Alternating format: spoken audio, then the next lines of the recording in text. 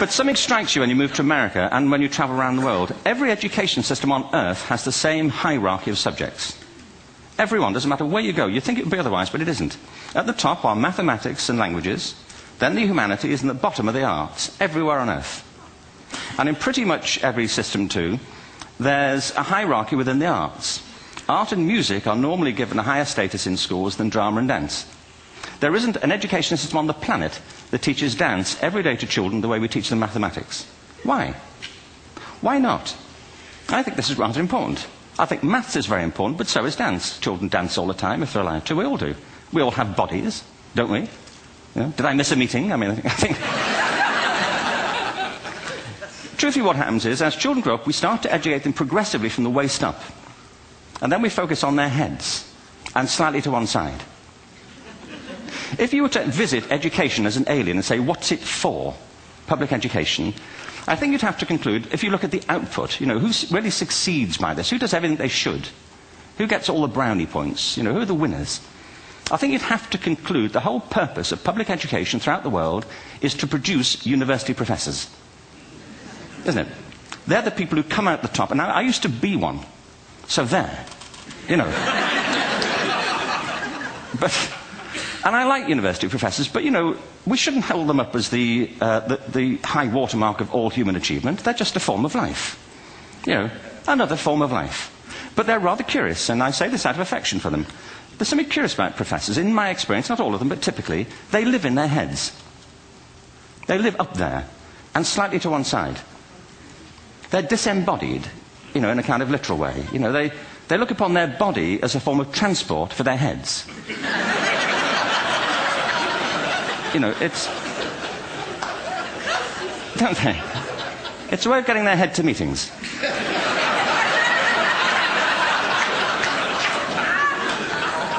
If you want real evidence of out-of-body experiences, by the way, get yourself along to a residential conference for senior academics and pop into the discotheque on the final night.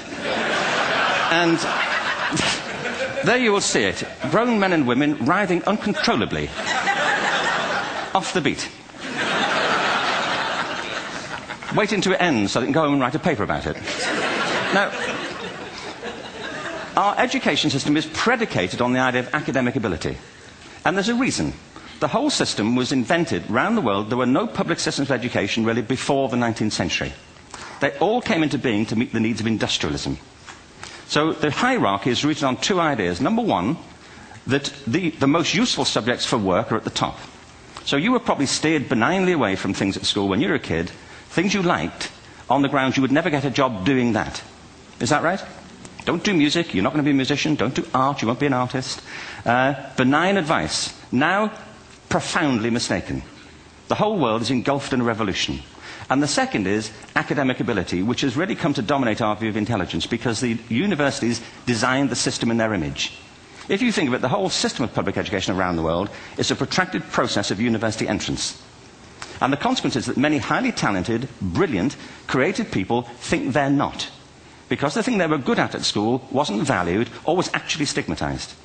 And I think we can't afford to go on that way. In the next 30 years, according to UNESCO, more people worldwide will be graduating through education than since the beginning of history. More people. And it's the combination of all the things we've talked about, technology and its transformational effect on work, and demography and the huge explosion in population. Suddenly, degrees aren't worth anything. Isn't that true? When I was a student, if you had a degree, you had a job. If you didn't have a job, it's because you didn't want one. And I didn't want one, frankly. So, but now, kids with degrees are often heading home to carry on playing video games.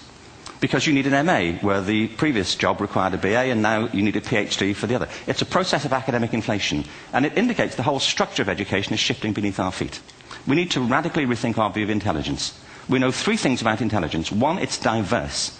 We think about the world in all the ways that we experience it. We think visually, we think in sound, we think kinesthetically, we think in abstract terms, we think in movement. Secondly, intelligence is dynamic. If you look at the interactions of a human brain, as we heard yesterday from a number of presentations, intelligence is wonderfully interactive. The brain isn't divided into compartments. In fact, Creativity, which I define as the process of having original ideas that have value, more often than not, comes about through the interaction of different disciplinary ways of seeing things. The brain is intentionally... By the way, there's a shaft of nerves that joins the two halves of the brain called the corpus callosum. It's thicker in women.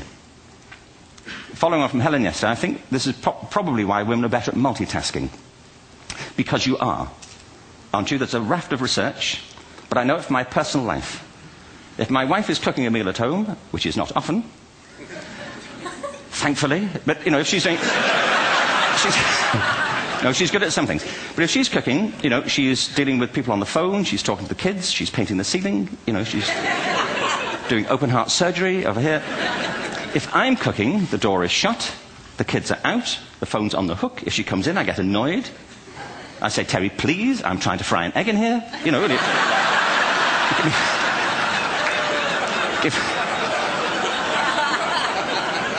Give me a break. Actually, there was do you know that old philosophical thing? If a tree falls in a forest and nobody hears it, did it happen?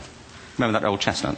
I saw a great T-shirt, really, recently, which said, if a man speaks his mind in a forest and no woman hears him, is he still wrong?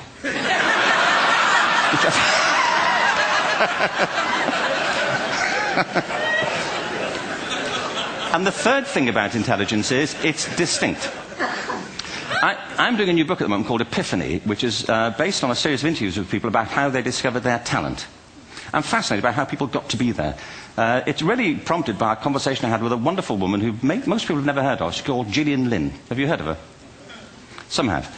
She's a choreographer, and everybody knows her work. She did Cats and Phantom